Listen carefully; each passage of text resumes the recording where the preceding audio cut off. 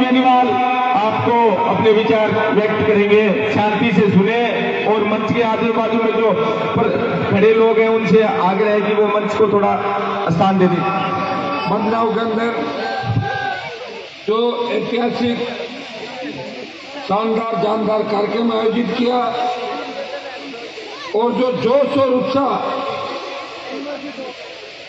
आप लोगों ने दिखाया, उसे देख के लग रहा है कि कांग्रेस भारतीय जनता पार्टी के नेताओं की आज नींद आराम हो जाएगी, उन्हें नींद नहीं आएगी रात को।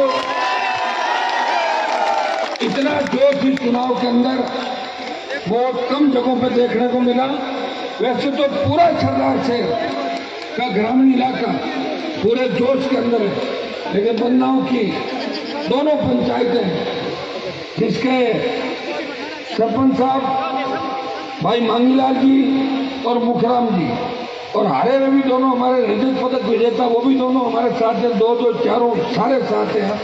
और उपस्थित भाई लालचंद जी मून जो यहाँ के आपके प्रत्याशी है, बलदेव जी, ओमकार जी बाली, सत्यनारायण जी मेघवाल, सम्मानित मंच उपस्थित मौजूद बुजुर्गों, नौजवान साथियों और माताओं बहनों, इनको बच्चों आगे अंदर छोड़ेंगे, माताओं बहनों प्यारे बच्चों, सबसे पहले तो बदलाव के अंदर मैं आपको इतना ही विश्वास दिलाता हूं कि जो भरोसा आपने मेरे ऊपर किया, जो भरोसा राजस्थान के जवानों ने, सरदार शहर के जवानों ने और सर्व समाज ने हनुमान बेनीवाल के ऊपर किया है, इस भरोसे को टूटने नहीं दूंगा।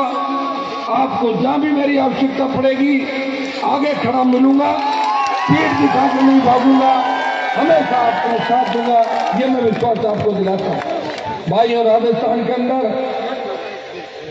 मैं मेरे विधानसभा क्षेत्र खींवसर में जब चुनाव लड़ा 18 का, एक रैली करके मैंने खींवसर की जनता को पूछा, क्या बताओ क्या करें, मुझे गांव वाले जाना है तो मैं राजस्थान में दूसरे प्रत्याशियों के वोट नहीं मांग पाऊंगा।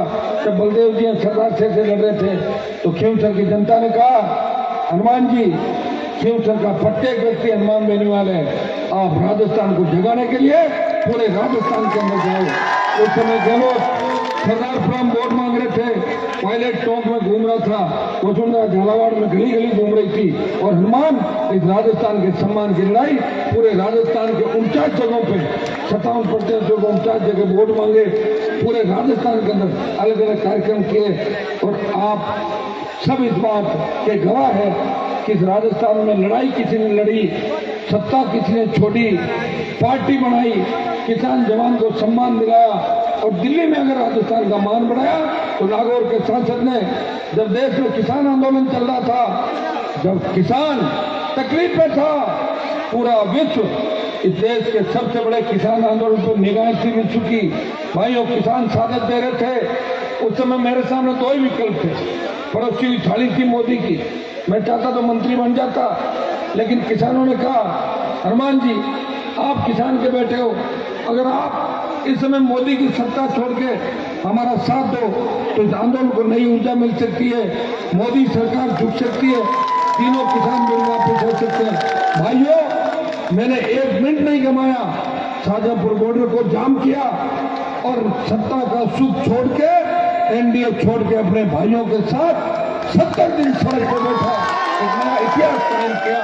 तब देश में बात चली कि राष्ट्रीय लोकतांत्रिक पार्टी जो देश की सबसे नई पार्टी है, कौन है इसका संस्थापक? लोग यूपी, बिहार, हरियाणा, बंगाल के लोगों ने कहा ये किसान के बेटे की पार्टी है जो राजस्थान के किसी गांव से निकला है, इसने मोदी की सत्ता ठुकरा दी। तो भाइयों, मैंने राजस्थान का सम्मान पूरे देश के अंदर बनाया। जब देश का जवान मोदी, भाई एक मिनट, मोदी ने, अरे इसका मुंह बंद करे, मोदी ने सेना को ठेके पे दे दिया, सेना को जब ठेके में दे दिया, पूरे हिंदुस्तान के अंदर अगर कोई व्यक्ति आराम से, आराम प्यार से, ये भी अपना सैनिक है भाई, आराम से, जब सेना को ठेके पे दिया तो देश के अंदर सांसद तो आपके 350 से ज्यादा है। 543 में से 400 MP किसान का बेटा कहते हैं अपने आप को। आपका सांसद भी किसान का बेटा है, सीकर का महाराज भी किसान का बेटा है, झुंझुनू के MP भी किसान के बेटे हैं, और वसुंधरा का लड़का भी अपने आप को किसान का बेटा कहता है। तो आपके लिए कोई आया तो नहीं। जब सेना को ठेके पे दिया, इस लोकसभा में तख्ती लेके कोई घुसा, बाहर निकला, विरोध किया और 2 लाख जवानों की जोधपुर में रैली करके मोदी को चेतावनी दी, मोदी जी हम आए, तैयार हो जाओ, दूसरी बार आपको आएंगे। हनुमान बेनीवाल था जो जवान और किसान के लिए सारा जीवन समर्पित कर दिया। लोग तो सत्ता के लिए क्या क्या कर लेते हैं आप बताओ। ये जो मंत्री जी घूमते हैं ना आपके चूरू सीकर झुंझुनू के अंदर, ये मंत्री जी तो मैं 2003 में ही मर जाता हूँ। लेकिन मैं वसुंधरा से मैंने टक्कर ली और मैं पहला व्यक्ति हूँ जो वसुंधरा से टकराने के बाद अलग गया, लड़ता रहा, पार्टी बनाई और नए नेता तैयार कर दिए राजस्थान के। ये हनुमान बेनीवाल का ही मंच है जिसमें 50 किसान के नेता, हर कौम के नेता, जाट, मेघवाल, मीणा, गुजर, यादव, मुस्लिम, तमाम जातियों के नेता हनुमान बेनीवाल के मंच पर मिलेंगे। लोग मेरे पे जातिवाद का आरोप लगाते हैं।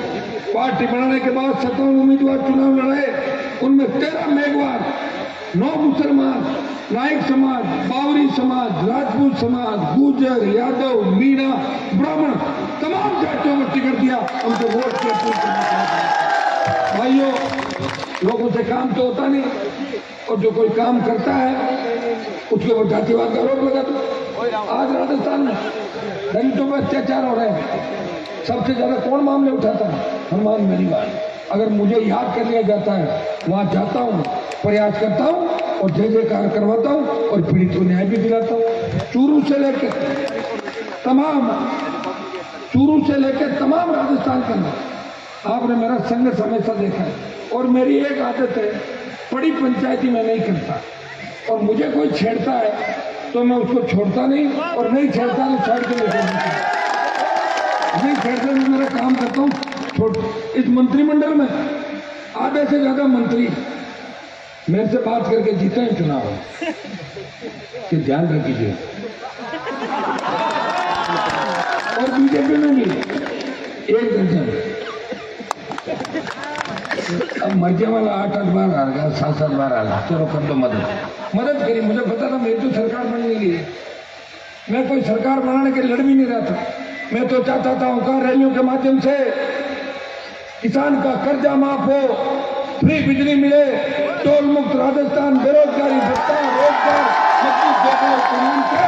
नागौर की धरती से ओंकार भरी। और बाड़मेर के अंदर जब पहुंचा तो 7 लाख जवान बाड़मेर में इकट्ठा हुए। वहां चूरू और सदा शहर के जवान भी अपनी अपनी गाड़ियों से बाड़मेर पहुंचे थे। भाइयों, बाड़मेर की रैली का जब दृश्य देखा तो पाकिस्तान की ISI और पाकिस्तान में भी हलचल हो गई थी। इतने सारे बाड़मेर में क्या कर रहे हैं कि अटैक तो नहीं करेंगे पाकिस्तान को। ये हनुमान बेनीवाल की रैली का जलवा था। और जब बीकानेर पहुंचे तो बीकानेर पहुंचने के बाद डरी हुई वसुंधरा ने 50,000 नौकरी की घोषणा करी, स्टेट हाईवे टोल फ्री किए और 5 हॉर्स की बिजली भी माफ करी बीजेपी सरकार ने। अपने आप थोड़ी करी, नरेंद्र से करी थी। और मैं आज विश्वास दिलाता, चाहे OBC विसंगति का मामला हो, चाहे SC ST के रिजर्वेशन की बात हो, बैकलॉग बढ़ने की बात हो, और ब्राह्मण बनियों के बच्चों को भी आर्थिक आधार पर आरक्षण की बात हो, तो हनुमान बेनीवाल ने सर्व समाज की पैरवी करी, किसी का विरोध नहीं किया। ये मेरी आदत नहीं है। अब लोगों को मैं सोता नहीं तो वो मेरे पास उसका इलाज नहीं, किसी के पेट में दर्द है तो टेबलेट ले ले, इलाज हो जाएगा। मैं तो क्या कर सकता हूँ, मैं तो बस लड़ूंगा मेरे लोगों को। मैं तो सब गली लड़ता हूँ, मुझे कोई बुलाता है मैं जाता हूँ। और रोज आप देखते हो कि जब लोगों की हिम्मत नहीं होती फेसबुक पे या ट्वीट करने की, वह हनुमान बेनीवाल पहला नेता है जो हर व्यक्ति सर्व समाज के लिए अपील करता है। और हमेशा यह भी अपील करता है कि नौजवानों, नशे की प्रवृत्ति से दूर रहना है। हम किसान के बेटे हैं, हमने बहुत तकलीफें सही। अंग्रेजों का राज, जागीरदारों का राज, बाद में अकाल का साया और नेताओं का धोखा, उसके बावजूद हमने हिम्मत नहीं हारी। धरती का सीना चीर के किन परिस्थितियों में मानव उत्पादन करते हैं, और उसके बाद हमारे बच्चे देश की सीमाओं की रक्षा करते हुए किस तरह सादत देते हैं, वो सादत भी सबसे ज्यादा इन इलाकों से जाती है। सरदार शहर की धरती कोई कमजोर नहीं है।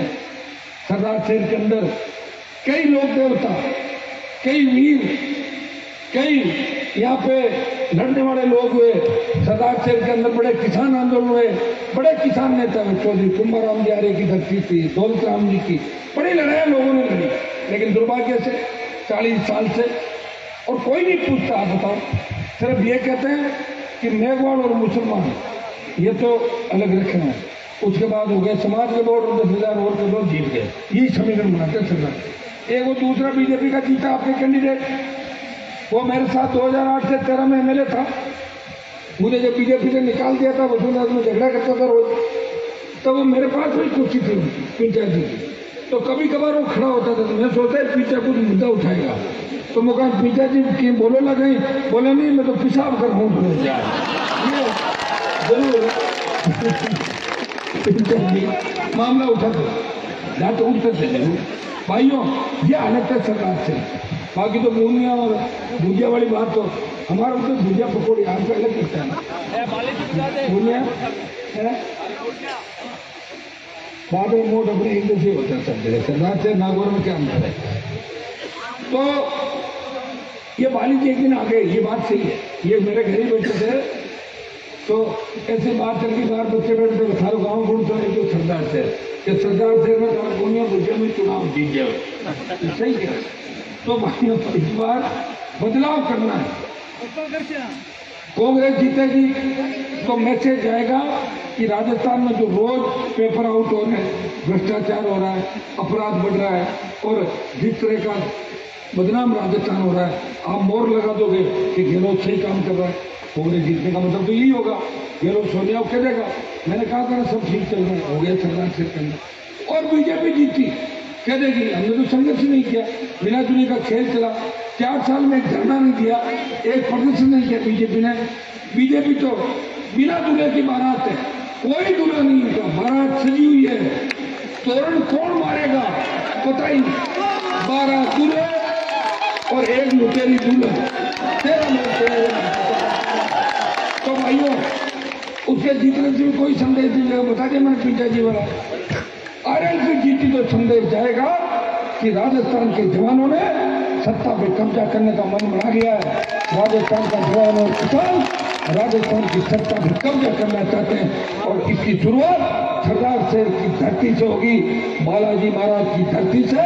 यहाँ का किसान जवान, आप जिस तरह जोश आपका दिख रहा है, मुझे लग रहा है राष्ट्रीय लोकतांत्रिक पार्टी की 5 तारीख को सुनामी चलेगी। लोकतांत्रिक पार्टी भाइयों नया इतिहास बन जाएगा। सरदार से जीता दिया, 50 सीटों में फर्क पड़ेगा। 50 मारवाड़ तो पहले से ही तैयार है, मेवाड़ तैयार है, अलवर भोजपुर जयपुर तैयार है, सीटें जाएगी 100 पार। और ये गठबंधन हो गया ना आपका, जाट मेघवाल, जैन जाट मेघवाल, मीणा मुस्लिम, तो दूसरे समाज भी तैयार बैठे हैं। इस राजस्थान में लोग तैयार हैं इस कांग्रेस और बीजेपी को सबक सिखाने के लिए। सर्व समाज के नेता तैयार हैं, हर कौम के नेता आने चाहते हैं। जो जनाधार वाले नेता है, मजबूत है, जो चापलूसी नहीं करते, जिनमें दम है, वो कांग्रेस और बीजेपी में रहना चाहते, वो मजबूती के साथ रहना चाहते हैं। समय के साथ हर नेता आपको आरएलपी के मंच पर दिखाई देगा, लेकिन आपका जो हमारा एजेंडा है वो ये वही एजेंडा रहेगा। आप सारा एजेंडा जानते हो, किसी के खिलाफ नहीं भैया, लोग हमें जानते ही, लोग नहीं जानते। लोग कहते हैं हनुमान जी जातिवाद करते हैं। अरे मैं जातिवाद कहाँ करता हूँ? मैं तो 2008 से, उससे पहले क्या जाति नाम नहीं था क्या? जाति का फॉर्म भराते हो, जाति लिखानी पड़ती है, आरक्षण जाति के आधार पे और वोट का अधिकार सारा जो हुआ, तो हनुमान जातिवाद छोड़ लाया। मैंने तो जातिवाद को राजस्थान में खत्म कर दिया, बच्चों को एक नई दिशा दी, नया लक्ष्य दिया, उनको अपनी ताकत याद दिलाई और लड़ने का काम नहीं किया, भिड़ाने का काम नहीं किया। हाँ, कई लोगों को तकलीफ है, बजरी माफिया को तकलीफ है, भू माफिया को तकलीफ है, शराब माफिया को तकलीफ है, पर्यटन माफिया को तकलीफ है, टोल माफिया को तकलीफ है, अपराधियों को तकलीफ है, गुंडे मेरे से नाराज है क्योंकि मैं उनको गिरफ्तार करवाता हूँ, जेलों में ठूंसवाता हूँ, इसलिए उनको तकलीफ है। आम आदमी, गरीब आदमी को हनुमान बेनीवाल से कोई तकलीफ नहीं। मैं तो मेरे खींवसर के अंदर एक बार मैं वोट मांगने गया 2013 के अंदर, मैंने वोट मांगा, उन्होंने मुझे कहा साफ साफ कह दिया कि हनुमान जी जातिवाद के चक्कर में वोट तो थाने कौन देवा, पर आशीर्वाद मारो थारे सागे कि थे अगर जीतो तो मैं यही फ्री बिजली चलाता रहा, पत्रकार तरह फ्री, समझ गए ना। माइनिंग और बिजली, आपके यहाँ बिजली का बिल भरते हैं क्या? मेरे वहां नहीं भरते बिजली का बिल। तभी तो आशीर्वाद दे रहे थे कि आपका आशीर्वाद तो सारा कामयाब हो गए, लोग आगे बढ़े, सीखे, यहाँ भी फ्री करा देंगे, चिंता नहीं करो। अब जो जोरदार मैं मानता हूँ तो आपको इस बात का भी धन्यवाद दूंगा कि कितनी अच्छी आपने व्यवस्था करी यहाँ पे, जोरदार। ऐसे वो डीजे साउंड सिस्टम क्या क्या कौन था, वो डांस का रखा है कार्यक्रम अभी।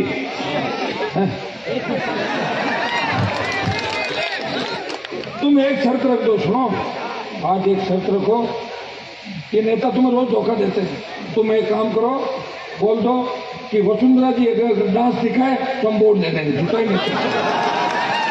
अरे मेरी बात तो सुनो, जब वसुंधरा जी नाच रहे उसके बाद कहना हमने तो मजाक करी थी, कम से कम बुला के डांस तो करवा लो, बाद में क्या कराओगे? मैं तो तुम्हारा भाई हूँ, रोज ही तुम्हें राजी करने के लिए।